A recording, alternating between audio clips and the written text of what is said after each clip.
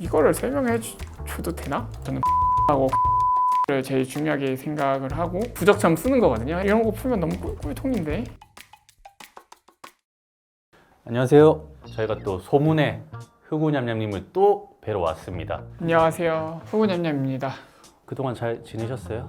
네, 잘 지내고 있었습니다. 흑우냠냠님이 또 뉴스에 한번 출연을 하셨더라고요. 그래서 저는 이제 반포 쪽에 이제 원밸리 매수를 하고 이제 갭 투자로 전세를 주게 되었고요. 잠깐이지만 제 얼굴이 비슷한 인터뷰가 나오더라고요. 어떤 분들은 이제 뭐 아웃뉴스까지 나오냐 하면서 뭐 축하드린다 이렇게 말하시는 분도 있고. 그래도 좋은 거니까 어쨌든 뭐 축하드립니다요. 간단하게 이제 근황 여쭤봤는데 저희가 오늘 또 흑우냠냠님 집에 오게 된 거는 트레이딩룸 시리즈를 촬영을 했었는데 매매하는 모습 이전에 흑우냠냠님은 어떤 지표를 세팅해서 좀 매매를 하는지 궁금하다는 의견이 많았어가지고 저희한테 좀 공개하실 수 있으실까요? 보조 지표나 뭐 제가 어떤 식으로 거래할 때 환경 어떻게 하는지 설명해 드리겠습니다. 그러면 바로 각설하고 살펴보도록 하겠습니다. 후구님 그 모니터를 이제 보고 있는데 제가 창이 너무 여러 개 있어가지고 보면서 궁금한 걸 좀 질문 드리는 방식으로 볼게요. 딱 내가 아침 8시에 뭐 일어나서 이렇게 세팅을 한다. 이런 거를 한번 보여주시면 좋을 것 같아요. 빗썸 거래소 화면이고요. 지표를 일단 다 지웠어요. 저 같은 경우는 사실 지표를 막 굉장히 막 보는 트레이더는 아니에요. 네. 지표라고 해봐야 저는 볼륨하고 캔들을 제일 중요하게 생각을 하고 굳이 본다고 하면 뭐 많은 분들이 보시는 뭐 저도 이동평균선을 차트에 띄워두고요. 이동평균선이 뭐예요? 이동평균선을 먼저 설명해 드리자고 하면 일단 3일선을 이렇게 적어놨는데 MA 이동평균선이 무빙 에버리지라고 말 그대로 이동평균선인데 이렇게 설정을 하면 선으로 이렇게 나와요. 이 선이 어떻게 만들어지는가에 대해서 설명해 드리면 이 캔들이라는 게 이제 시가가 있고 이제 종가가 있잖아요. 이동평균선 같은 경우는 종가 기준인데 예를 들어 3일선이라고 하면 제일 최근 캔들의 종가의 3개의 캔들을 이제 합산을 한 다음에 3으로 나눠서 세 캔들의 평균치의 이제 값이 얼마인가를 보는 그런 지표입니다. 이제 그렇게 하면 점이 하나 찍히잖아요. 여기서의 평균값이 있고 요 캔들의 평균값이 있고 이거를 계속해서 이제 점으로 찍고 그걸 선으로 이어놓은 게 이동평균선이라고 합니다. 이걸 보면 저희가 어떤 추세를 파악할 수 있는 거예요? 제가 지금 설정할 거는 3, 5, 10을 설정할 건데요. 3일, 5일, 10일 네, 3일선, 5일선, 11선 이렇게 설정을 할 건데 남들은 어떻게 보면 3, 5, 10 이렇게 설정해서 보진 않거든요. 대부분 사람들이 보면 많이 봐봤자 뭐 21선, 뭐 51선, 뭐 100일선 저 같은 경우는 3, 5, 10을 이렇게 보는데 이유가 있어요?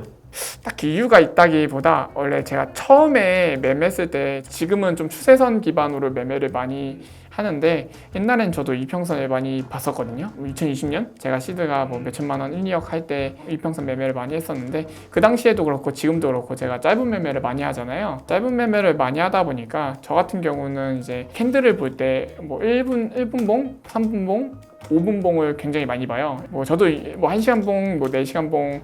이게 시간 바꿀 때마다 또 모양이 계속 바뀌네요. 네, 모양이 계속 바뀌죠. 근데 제가 처음 생각했던 거는 내가 보는 게 3분봉, 5분봉, 뭐 15분봉, 뭐 10분봉 이렇게 자주 보는데 그거에 맞춰서 이동평균선을 보면 좋지 않을까라는 그런 생각으로 3, 뭐 10을 정해놓고 썼었고요. 경험에 의거해서 좀 찾아낸 나한테 맞는 이동평균선이네요. 어떻게 보면. 그죠. 저 같은 경우는 어차피 짧은 매매를 하니까 큰 추세는 사실 읽을 필요가 애초에 없다고 생각을 했고 일반 분들은 뭐 200일선 이런 것도 보시는데 저도 보긴 봐요. 보는데 호흡이 짧고 거의 단타 스캘퍼니까 이동평균선도 그에 맞춰서 좀 짧게 설정을 하는 건. 했었던 것 같아요. 근데 이제 보통 이동평균선의 그 목적은 결국에는 지표라는 게 뭐 대부분의 지표들이 이동평균선을 기반으로 만들어지거든요. 엄청 중요한 거네요, 그럼. 그럼 이 데이터를 뭘 알 수 있냐? 지금 현재 이 캔들의 추세를 읽을 수 있는 거예요. 예를 들어 이거를 지금 10일로 안 하고 200으로 하면 이런 식으로 나오는데요. 여기 기점에서 최근 200개의 캔들에서의 그 종가 기준 합산한 평균값이 지금 현재 3014원이라는 뜻이에요. 그렇죠. 결국 이걸로 보려는 건 추세를 보고 싶어서 하는 거거든요. 이동평균선이라는 게. 이런 매매 하시는 분도 보통 많고요. 예를 들어 이렇게 올라갈 때 5일선을 따라서 그냥 올라가시는, 이 5일선이 안 깨면 그냥 계속 홀딩하는 식으로 하는 이런 매매 하시는 분도 있고요. 네, 추세를 보기 위한 지표가 이제 이동평균선이라는 지표인데 지금 상승 추세에 있냐 하락 추세에 있냐 빠르게 볼 수 있는 그렇게 활용하시는 거네요. 추세를 보기 위한 이제 지표다라고 보시면 되고, 저 같은 경우는 이제 이거를 설명해 줘도 되나? 그 이동평균선이라는 게 보통 사람들이 이런 식으로 봐요. 막 5일선이 깨지지 않으면 계속 홀딩하다가 깨지면 이제 익절하거나 손절한다 막 이런 식으로 작가하는데, 저는 그런 식으로 안 하고 저는 이제 3, 5, 10을 어떻게 보냐면, 선 이렇게 내려오다 보니 3일선이죠. 내려오다가 추세가 변곡되는 지점이 보통 이런 식으로 내려오면서 크로스가 된단 말이에요. 제일 먼저 크로스 되는 거는 3일선과 5일선이 이렇게 크로스가 되고, 그 다음에 이제 얘가 이렇게 크로스가 되고, 저 같은 경우는 변곡을 찾자 해서 아까 제가 말한 먼저 3과 5일선이 이제 이격이 점점 좁아지다가 여기서 이제 크로스가 나오고, 3일선 11선이랑 크로스 나오고, 결국에는 여기서 5일선과 11선이 또 크로스가 되면서 이 변곡점이 딱 만들어지면서 변곡이 되거든요. 캔들이라는 게. 그러니까 본인은 오히려 저런 변곡이 나오는 타이밍을 보고 그때 변동성이 나올 거라 생각해서 들어가는 거네요. 어차피 코인이라는 게 시세라는 게 올라갔다 떨어졌다 올라갔다 떨어졌다 하는데, 결국에는 이제 쌀 때 사서 비쌀 때 팔아야 되는 건데, 그리고 떨어지기 전에 팔아야 되고 올라가기 전에 사야 되고, 결국에는 변곡점을 잡은 게 핵심이라고 하면 그 변곡점을 어떻게 하면 잡을 수 있을까라고 생각을 하다가 3, 5, 10의 그 이격을 줄어들면서 이제 보통 3과 5일선이 이제 먼저 이제 크로스를 해요. 근데 그게 당연한 거예요. 왜냐면 제가 아까 말했다시피 3일선이면 최근 캔들 3개 합산의 평균 종가 합산의 평균값이 나온다 했잖아요. 차트가 이렇게 내려가다가 변곡이 되면 당연히 제일 최근 3개가 제일 빠르게 움직이니까 제일 바닥을 찍고 있더라도 이게 변곡되는 포인트에서는 3과 5일이 약간 차이가 조금씩 있어도 결국엔 크로스 되겠죠? 떨어지다가 변곡이 되니까 3일선 기준에서는 이제 변곡돼서 올라가고 있는데 5일선 기준에서는 아직 안 올라가고 있으니까 결국 이게 만나는 지점이고 이게 크로스가 되겠죠. 그래서 이런 식으로 골든 크로스가 나오고, 이런 식으로 3과 5가 먼저 크로스가 되는 걸 보고 여기서 매수를 잡아서 올라갈 때 5랑 10이 결국에 만나거든요. 그렇게 하면 하나의 변곡이 딱 돼가지고 이렇게 올라가. 지금은 하는 매매는 아니지만 옛날에 했었던 매매 중 하나였고. 그 옛날에 이렇게 매매를 해서 좀 효과가 있었나요? 네, 저는 이렇게 매매를 했었고, 실제로 저는 이 매매를 비싸면서 했던 것 같은데, 이거 2020년대. 그리고 또 반대로 생각하면 떨어질 땐 반대로 뭐 이런 식으로 떨어져요. 그러니까 이런 식으로 반대로 데드 크로스가 나오거든요. 이렇게 여기 3일선이랑 캔들이 좀 많이 벌어지다가 결국에는 이제 이 이평선이랑 이제 만나면서 떨어지거든요. 뭐 정확히 말하자면 캔들을 보면 이런 식으로 3일과 5일선이 이격이 이렇게 벌어지다가 결국에는 이격이 줄어들면서 이제 뭐 어떻게 보면 흔히들 다들 말하시는 데드 크로스가 일어나면서 변곡이 다시 올라가다 떨어지는 변곡으로 이게 포인트가 딱 된단 말이에요. 그런 식으로 봤던 것 같아요. 이평선 자체를 막 이 이평선에 타고 올라가니까 이거 깨질 때까지 존버하자 이게 아니라, 저는 이평선의 이격을 보고 이 변곡점을 잡으려고 노력을 했었던 것 같습니다. 제가 이평선 매매를 했을 때는. 오히려 일반 분들은 이평선을 보통 지지나 저항의 기준으로 삼는 경우가 많은데, 후구님은 오히려 이걸 타이밍을 재는 요소로 쓴 거네요. 그래서 3, 50 이렇게 보통 항상 설정해 놓으시는구나. 네네, 항상 보면 이게 추세가 이렇게 변곡되는 라인에서 보면, 떨어지다가도 추세가 변곡되는 라인에서 보면 먼저 여기서 3과 5가 먼저 크로스를 하고. 다 따라하는 거 아니에요, 이거? 따라해도 근데 뭐 이거는 뭐 마법의 매매법 이런 게 아니라 당연한 거예요. 제가 매매법을 소개한 게 아니라 제가 어떻게 썼는지에 대해서를 설명해 드린 거고, 결국에는 이게 이동평균선이라는 게 수행 지표예요. 결국에는 이 캔들의 종가가 어떻게 되냐에 따라서 이 이동평균선이 움직이거든요. 실제로 수행으로 봤을 때는 이렇게 된 케이스를 보면 항상 이렇게 되네 라고 생각을 하겠지만, 이걸 실시간으로 봤을 때는 이게 움직이거든요. 이 캔들의 움직임에 따라서 왜 이렇게 돼 있잖아요. 네네네.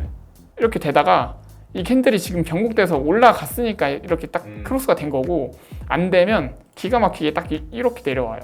그냥 뭔가 얼굴만 맞대고 다시 얼굴만 맞대고 다시 벌어지고 또 내려와요. 어느 순간 보면 또 이렇게 크로스를 하고요. 차라리 그러면 저걸 완벽하게 크로스를 이루는지 좀 보고 타이밍을 잡는 게 더 안전할 수 있겠네요. 그렇게 하셔도 됩니다. 네. 내가 먹을 수 있는 룸은 적더라도 그게 더 안전할 것 같긴 하네요. 초보자분들 입장에서. 그렇죠. 이평선 같은 경우는 애초에 후행성이긴 해서, 제가 결론을 내자면 저는 지금 이평선을 보기도 보지만 이평선의 막 중심적인 매매 근거는 아니고요. 근데 이평선에서 제가 보고 싶은 거는 변곡점을 찾고 싶었던 거예요. 다른 분들은 뭐 추세를 이평선으로 추세가 타고 올라간다든지 이런 걸 보겠지만, 이런 구간에서 결국에는 시장 사람들이 매수를 하고 매도를 하는 포인트가 올라가기 전에 사고 싶고 떨어지기 전에 팔고 싶잖아요. 아 근데 딱 저 포인트에 보면 거래량이 또 터져요. 보니까 밑에 추세의 변곡이 일어나는 지점이기 때문에 터지겠죠. 다른 지표는 혹시 또 쓰시는 거 있나요? 볼리전 밴드도 켜놓는데 볼린저 밴드를 잘 모르시는 분들을 위해 간단하게 설명 한번 해주세요. 볼리전 밴드 사실 저도 잘 몰라요. 그러니까 어떤 느낌으로 보시는지. 알죠. 뭔지는 아는데 볼리전 밴드 키면 21선이 중심선으로 되고 여기에 이 파란색 선이 있잖아요. 보통 이게 볼리전 밴드 여기 안에서 논다고 캔들이 여기 밖으로 잘 안 가거든요. 웬만하면 그런 용도로 많이들 보시는데 저 같은 경우는 볼리전 밴드를 그렇게 보진 않아요. 근데 왜 켜놓고 있냐라고 사람들이 물어보시는데 캔들이 눈에 안 들어오는데 뭔가 대경화면으로 켜놓으면 뭔가 눈에 잘 보이잖아요. 가시성을 위해. 하이라이트 칠해둔 거 마냥. 근데 이걸 크게 보면 이것도 약간의 추세가 보이긴 해요. 근데 저 같은 경우는 뭔가 볼리전 밴드를 유의미하게 테크닉적으로 뭔가 쓴다기보다 여기서 그냥 캔들이 좀 더 이쁘게 잘 보이게끔 그냥, 왜냐면 화이트 테마를 쓰기 때문에 뭔가 없으면 뭔가 조금 밋밋한 느낌이 좀 들어서 저는 좀 이걸 켜고 끄고의 매매 승률에 유의미한 차이가 있어요? 이게 아무래도 이제 똑같은 단순 반복 작업을 계속 하는 건데 평상시에 켜고 있었는데 뭔가 없으면 뭔가 허전하고 뭔가 눈에 캔들이 잘 안 들어온다 할까? 약간 부적 느낌이네요. 또 유의미한 지표는 또 없어요? 피보나치도 보는데 저점에다가 이렇게 긋고 뭐 고점에다가 이렇게 찍어가지고 이렇게 쓰면 되는데 이 저점 고점의 기준을 어떻게 잡으세요, 흑우님은? 내가 보고 싶은 시간 프레임에서 저점과 고점을 봐요. 제가 추세를 볼 때 예를 들어 여기서부터 여기까지만 보고 싶어 하면 저는 이렇게 긋고요. 시간이나 이런 기준은 어떻게 잡으세요? 보통 1분, 뭐 3분, 5분? 그냥 제가 보고 싶은 그 프레임 안에서 해요. 제가 뭐 예를 들어 뭐 1분 봉으로 단타 치고 있으면 그냥 1분 봉으로 긋기도 해요. 딱 들어가는 시점과 매매 그 컨셉에 따라 다르네요. 저점부터 올라가기 시작된 그 추세가 시작된 부분부터 그냥 이렇게 긋는 편인데 피보나치 보시는 분들은 보통 엘리어트 파동 많이 보시거든요. 근데 저는 엘리어트 파동이 아직도 뭔지 잘 모르는데 약간 피보나치로 매매를 한다기보다 그냥 제가 원래 하는 매매에 피보나치 그 값이 겹쳐 있으면 조금 더 신뢰된다 뭐 이런 느낌으로 보지. 그래도 뭐 판단의 근거로서 조금은 쓰긴 하네요. 조금은 쓰는데 약간 급할 때 써요. 보통 추세선으로 매매를 많이 하는데 이 추세선을 제대로 이렇게 막 못 긋고 있을 때 피보나치로 대충 이거 어디가 저항이지 하면서 만약에 분석이 안 되는데 올라가잖아요. 그럼 이런 식으로 한 칸 당겨가지고 다음 저항은 여기겠다. 뭐 이런 식으로 그냥 저는 솔직히 피보나치를 뭐 제대로 쓴다기보다 저항과 지지가 이 선 라인의 경계선에서 좀 잘 맞네 하면 그걸 대충 틀어 맞춘 다음에 그냥 쓰는 것 같아요. 그래서 엘리어트 파동을 제대로 보시는 분들이 제가 피보나치 긋는 거 보고 잘못 긋는다 뭐 이렇게 말하시는 분들도 있었고 이걸로 매매한다기보다는 그냥 이거는 그냥 보조적인 정말 보조지표. 네, 부적처럼 쓴다고 생각하면 됩니다. 엘리어트 파동은 난 모른다. 네, 엘리어트 파동은 전 잘 모르겠습니다. 몰라도 돈을 충분히 버는데 지장이 하나도 없었다. 저는 처음에 이제 흑우냐면님 이렇게 한다고 했을 때 엄청 막 체계적으로 지표 다 보고 하실 줄 알았는데 오히려 좀 감으로 보시는 게 더 많은 것 같아요. 지표를 활용을 하는 거지 지표만으로 돈을 벌 수 있으면 왜 그렇게 안 하고 있겠어요, 사람들이. 그렇게 얘가 돈이 안 되니까 그렇게 안 하고 있겠죠. 그럼 실질적으로 어쨌든 쓰는 거는 제일 많이 쓰는 건 이평선이고 이평선, 피보나치, 추세선이라고 보시면 돼요. 그 다음에 호가창 보는 거랑 호가창은 주로 어떻게 뭐 예를 들어 지금 한번 보시면 네, 호가창을 어떻게 읽냐고 사람들이 이렇게 막 물어보시는 분들 많은데 많이 보셔야 이제 일단 눈에 들어오고요. 유의미한 자리에서 많이 봐야 돼요. 아까 말한 그런 변곡점이 나오는 자리.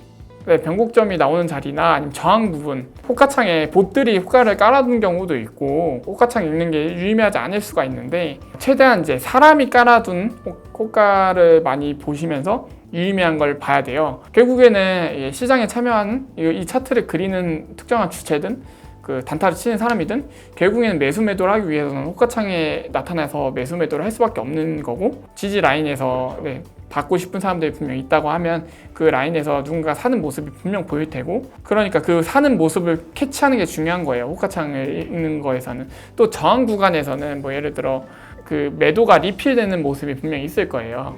매도를 리필을 한다거나 누가 계속 사주는데도 계속 꾸준하게 호가창에 뭐 예를 들어 뭐 231원에 지금 1,800만 원 걸려있는데 이 1,800만 원이 누가 샀는데 또 1,800 나오고 또 샀는데 또 1,800 나오고 계속 이런 식으로 리필이 계속 된다든지 이런 거를 보면서 이 모형 구간, 이 저항 구간인데 여기서 많이 파는 주체가 있구나 이런 식으로 읽는 거죠. 특정 호가창 패턴이 계속 나오는 걸 좀 보고 있으면 좋겠네요. 변곡점에서. 그죠. 보통 이제 지지나 저항 구간에서 실제 사람이 사고 팔고 하는 거를 많이 보다 보면 보여요. 그냥 하루에 12시간씩 365일 그냥 보면 비법이라기보다는 결국 경험이 더 중요한 거네요. 그죠. 읽을 줄 알아야 되는 거죠. 아까 그 말씀하신 또 이동평균선 터지는 그쪽 시점에 보는 것도 좋겠네요. 거기서 보는 것도 괜찮고. 그리고 저 궁금한 게 저 지금 파란 선 끄셨는데 네. 저런 걸 끊는 기준이 뭐 따로 있으세요? 그냥 자기가 보고 싶은 시간 프레임에서 추세를 그으면 돼요. 네. 사람들이 막 흔히 긋는 방법이라면 뭐 저점과 저점을 이어라.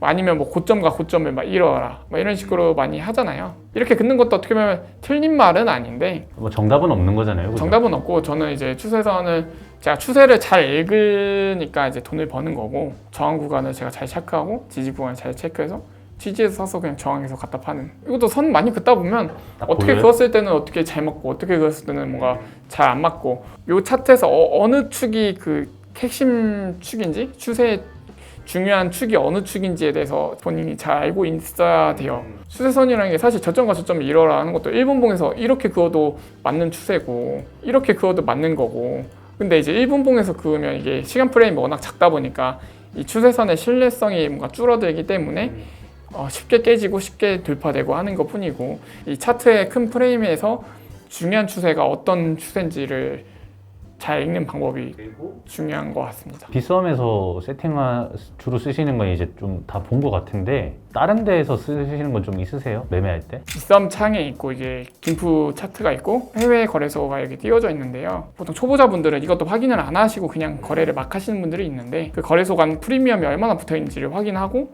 이 프리미엄이 비정상적으로 껴져 있는지를 꼭 확인을 하시는 게 좋아요. 예를 들어 빗썸에서 뭐 엘릭서라는 코인이 이렇게 막 75%가 가고 있는데 펌핑이 나왔네요. 네, 이 엘릭서라는 코인이 해외 지금 입출금 다 열렸는데 빗썸에서만 일시적으로 올라온 게 아닌가 이런 거를 확인하기 위해서 김치 프리미엄 확인하는 이런 사이트 같은 데를 들어가셔서 지금 엘릭서라는 그 코인이 김치 프리미엄이 1%가 있구나 이렇게 보시면 되는데 만약에 이 김치 프리미엄 막 10% 20% 달려 있으면 절대로 매수하시면 안 돼요. 왜냐면 입출금이 열려 있는 상태에서는 이 엘릭서라는 이 특정 코인이 네트워크 속도가 얼마나 되는지에 대해서 네트워크마다 다르겠지만 따리꾼들이라고 외국에서 사다가 아비트리지 하시는 분들이 덤핑을 하시기 때문에 많이 껴져 있는 상태에서는 절대로 안 사시면 안 된다. 초보자분들은 건드리지 않는 게 좋다. 초보자분들은 안 사시는 게 좋죠. 다 아비트리지 보드에 짜놓고서 돌리기 때문에 그러니까 우리 같은 사람들은 손으로 막 보내다가 이미 다 꺼지고 그죠. 손으로 하는 시대는 이제 끝났다 보시면 되죠. 네. 김프의 기준이 되는 건 뭐 테더인가요? 비트인가요? 만약 비트 기준점. 김프가 이제 기준점이고 비트코인이 김프가 1%면 그 1%가 기준점이고 비트코인이 김프가 3%면 3%가 기준점이 되는 겁니다. 해외 거래소는 보는 이유가 또 뭐예요? 해외 거래소는 이게 코인이 국내에서도 거래가 되지만 해외에서도 거래가 같이 되잖아요. 해외에서 주도적으로 올라가는 코인들이 주로 있어요. 뭐 거래소 국내 거래소에서만 올라가는 게 아니라 해외에서도 거래가 되기 때문에 이게 어느 주도로 올라가는지에 대해서도 확인을 하는 편입니다. 네, 볼륨 기준으로 그 확인을 하고요. 그리고 보통 이런 거 많이 쓰시고 요즘에는 비트코인 도미너스는 잘 안 보고 토탈3라고 제가 생각했을 때 알트 지수라고 생각이 돼서 토탈3를 자주 봅니다. 토탈3는 비트코인이랑 뭐 이더리움이 시총이 제일 크잖아요. 그 두 가지의 시총을 제외한 모든 시장의 마켓캡을 합산해 놓은 그 그래프를 그려놓은 거예요. 7,790억 달러가 지금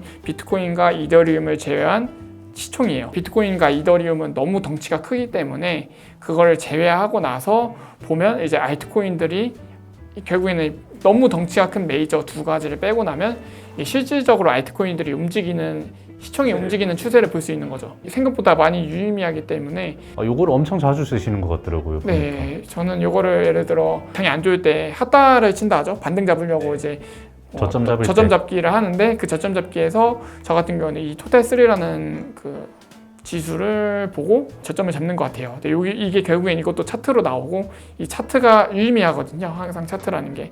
근데 오늘 같은 경우는 이제 하락 추세가 지금 돌파를 했거든요. 지금 아마 이 리플하고 뭐 솔라나, BNB 막 이런 게 올라가고 있을 거예요. 한번 보시면 오늘 9시 기준점에서 올라가고 있잖아요. 지금 보면 리플 올라가고 있죠. 아마 솔라나도 올라가고 있을 거예요. 네, 솔라나도 돌파했네요. 네, 오늘 기준점으로 지금 이제 양봉 뽑히고 있고 아마 BNB 또 올라가고 있죠. 다 올라가고 있네요. 저 궁금한 게 요새 이더리움 퍼포먼스가 솔직히 좀 저조했잖아요. 네, 저조했죠. XRP랑 솔라나인데 좀 많이 예전보다 따라잡혔잖아요. 그죠, 많이 따라잡혔죠. 그럼에도 의미가 있어요? 토탈 3가 주는 의미가 뭐냐면 시총이 제일 큰 두 가지 덩치를 제외하고 보면 좀 더 알트코인들의 움직임을 더 잘 볼 수 있다는 게 그 포인트예요. 하락 추세가 이제 지금 돌파가 나오는 시점에서 지금 유의미하게 메이저들이 올라가고 있죠. 네. 일단 오늘 촬영일 기준으로는 추세가 좀 돌파가 했기 때문에 약간의 알트장 기대해봐도 되나요? 알트장을 기대한다기보다 돌파가 되고 나서 어떻게 차트가 뽑히냐에 따라 달라요. 이게 만약에 지금 갑자기 트럼프 말 한마디에 이게 다 꺾일 수도 있는 거죠. 꺾이면 이제 돌파를 했다가 하락 추세가 보통 추세가 돌파하고 나서 실패 나오면 이런 식으로 내려가거든요. 왜냐면 이게 결국 이 돌파하려고 하는 거에 대한 그 매수세가 결국에는 이제 실망 매물로 나와서 이게 내려오는 그림으로 내려올 수 있어요. 하락 추세가 이제 끝나고 상승 추세로 뽑히는 그 시작점이다를 보려고 하는 거지. 이게 돌파한다고 해서 무조건 올라가고 뭐 이런 건 아니에요. 네. 이거 딱 후구님이 좋아하는 변곡점 아니에요? 맞습니다. 추세 돌파하고 나오는? 토탈 3가 돌파가 하면 작은 알트들이 움직인다기보다는 메이저들이 움직이거든요. 사실 고래들은 비중이 그 덩치가 큰 애들을 매매하기를 원하지 작은 시총의 거래를 하고 싶어 하지 않거든요. 사실 리플에서는 1%만 움직여도 300만 불 때려 넣어가지고 1% 먹으면 3만 불인데 저기 작은 코인 가서는 300만 불 넣을 수가 없으니까 메이저로 수급이 쏠리다 보면 작은 알트들보다는 메이저들이 오늘은 좀 움직였을 것 같아요. 그래서 저도 아침에 리플을 좀 샀었는데 촬영하기 전에 제가 좀 정리를 했었거든요.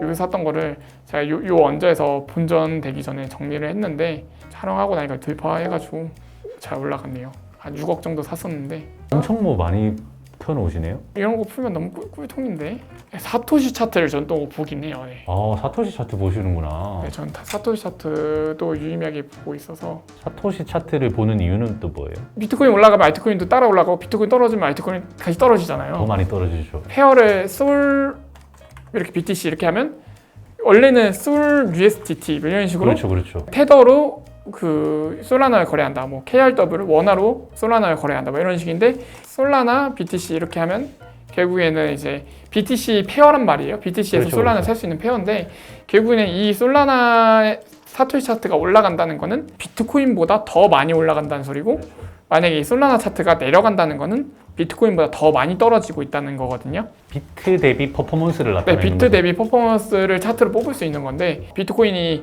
예를 들어 횡보하고 있는데 솔라나 혼자 올라가고 있으면 이 사토시 차트가 올라가겠죠. 예를 들어 그렇죠. 저기 위에 고점 뭐 이렇게 올라가겠죠. 예를 들어 근데 만약 비트코인이 올라가고 있는데 솔라나는 가만히 있어요. 그러면 얘는 떨어지고 있겠죠. 아, 이것도 추세선을 그어가지고 네, 보면 추세선을 보고 이걸 그냥 하나의 그냥 거래 종목이라고 생각을 하고 거래를 하면 하락 추세를 돌파하는 이런 포인트에서 여기가 돌파가 될 때 솔라나가 이거 튀거든요. 실제로 보면 비트코인 가만히 있어서도 결국 이게 올라간다는 거는 비트코인은 가만히 있는데 솔라나가 올라갔거나 아니면 비트코인도 올라가는데 솔라나가 더 올라갔거나 했을 때만 올라가는 거기 때문에 이 차트에서 돌파하려고 하는 모습일 때 솔라나의 매수 수급이 좀 더 쏠려요. 달러 차트로 봤을 때는 아직 더 갈 수가 있어 보이는데 사토시 차트에서는 또 저항일 수 있단 말이에요. 그럴 때는 그냥 나 더 이상 욕심 안 부리고 사토시 차트에서 저항이니까 갖다 팔아야지. 그냥 다 보는 거죠. 내 돈 걸고 하는데 조금이라도 힌트를 얻을 수 있는 뭔가가 있으면 확률 게임이잖아요. 네, 트레이딩은. 볼 수 있는 데이터가 있으면 다 봐야죠. 네. 메인으로 가면 나스닥도 보시네요. 나스닥.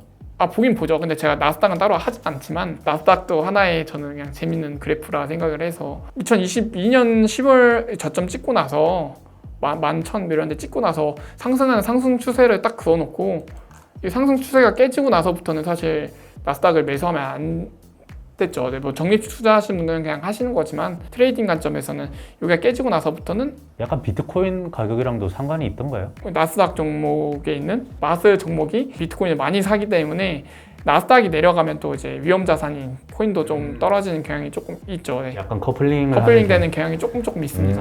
환율도 보세요? 네, 환율도 봅니다. 저는. 환율을 더 열심히 보시는 거죠. 네, 원달러 환율도 이것도 진짜 신기한데 추세가 엄청 기네요, 얘는. 1997년도에서부터 이어진 IMF 때부터 이어진 거네요. 그때부터 이어진 하락 추세인데 여기 딱 돌파가 나오고 약간 눌려가지고 여기 지지 한번 받고 결국엔 돌파가 됐다가 저항 구간에서 딱 저항 맞고 내려오고 또 지지 구간에 딱 지지 맞고 나서 그때부터 계속 올라가고 있는 추세인데 어떻게 될지 잘 모르겠어요. 저는 그냥 부동산에 사는 입장에서는 떨어졌으면 좋겠는데, 근데 이게 차트 봤을 때 30년 차트에서 하락 추세가 돌파한 거기 때문에 쉽게 꺾진 않죠. 네. 여기서 고가에서 놓을 가능성이 높고 더 갈 가능성도 사실 있어요. 한국인이기 때문에 내려갔으면 좋겠습니다. 네, 원화 화이팅. 저 마지막 질문이 있는데 요새 다들 트럼프 입만 바라보고 있잖아요. 아 그죠. 말 한마디에 그냥 뭐 지표고 뭐고 다 무시하는 무빙이 나올 때도 있는 거죠. 아 그죠. 트럼프가 요즘 영향력이 세서 사실 트럼프 말 한마디에 막 비트코인이 5% 10%씩 떨어졌다가 올라갔다 하는데, 지표는 진짜 지표일 뿐 결국에는 그 지표는 어떻게 보면 후행성이지 그 지표가 미래를 알려주는 건 절대 아니기 때문에 누군가가 많이 사면 올라가는 거고 누군가 많이 팔면 결국엔 떨어지는 거란 말이에요. 결국은 그래서 지표가 무적은 아니다. 확률을 조금 올려주는 데 있어서는 도움이 될지언정 이게 무적은 아니다. 만약에 이게 무적이었으면 그냥 프로그래밍 돌려가지고 프로그램으로 알고리즘 트레이딩을 하지, 제가 목 빠져라 아침부터 일어나가지고 하루 종일 차트 보면서 매수매도 왜 하고 있겠어요. 열심히 해야 되고 똑같은 보조 지표를 쓰더라도 사용자가 어떻게 쓰냐에 따라서 다른 결과가 나올 수 있다. 어떤 사람은 똑같이 돈을 벌고 있는데 어떤 사람은 돈을 잃고 있을 수도 있어요. 오늘 이제 후구냠냠님이 소위 말하는 꿀통 같은 정보들을 많이 풀어주셨는데 좀 소감이 어떠셨어요? 생각했던 것보다 너무 많은 걸 다 풀어드린 거 아닌가라는 생각이 좀 들고. 요거 보면 후구냠냠이 될 수 있습니까? 안 되죠. 네. 이거 본다고 그냥 이런 식으로 생각하면 되죠. 좀 잘하는 사람이, 이 시장에서 아직 벌고 있는 사람이 어떤 걸 많이 보는구나, 어떤 걸 보면서 매매를 하는구나, 이 정도로만 참고하시지 영상을 본다 해서 여러분이 저처럼 이제 벌 수 있는 건 아니고, 겸손한 캐릭터 아니었어요? 실제로 이게 돈 벌기가 너무 어렵기 때문에 노력을 해야 된다? 네, 노력을 충분히 많이 하시고, 저 같은 경우는 5년 넘게 계속 코인을 했던 사람이니까 이렇게 이 자리까지 올라올 수 있었던 거고, 여러분들도 제 영상을 보시면서 좀 참고 정도만 해주셨으면 좋을 것 같아요. 저도 오늘 촬영 때문에 왔는데 진짜 좀 많이 배우고 가는 것 같고요. 제가 느낀 점은 결국엔 이게 다 확률 싸움 같아요. 흑우님도 이런 지표들 여러 개를 사용하시면서 자기의 승률을 좀 높여가는 느낌인 것 같았는데, 타점은 뭐 차트로 잡지만 근거를 하나씩 쌓으면서 확률을 높은 곳에 베팅하려고 노력하는 그런 거라고 보시면 됩니다. 또 오늘 너무 좀 귀중한 시간, 귀중한 좀 꿀팁을 많이 풀어주셨는데 이거 보고 계신 분들께 많은 도움이 됐으면 좋겠고요. 저희 또 다음에 후구냠냠님 모시고 또 좋은 기회 있으면 한번 또 찾아뵙도록 하겠습니다. 그럼 오늘은 이제 여기서 마치도록 하겠습니다. 감사합니다. 감사합니다.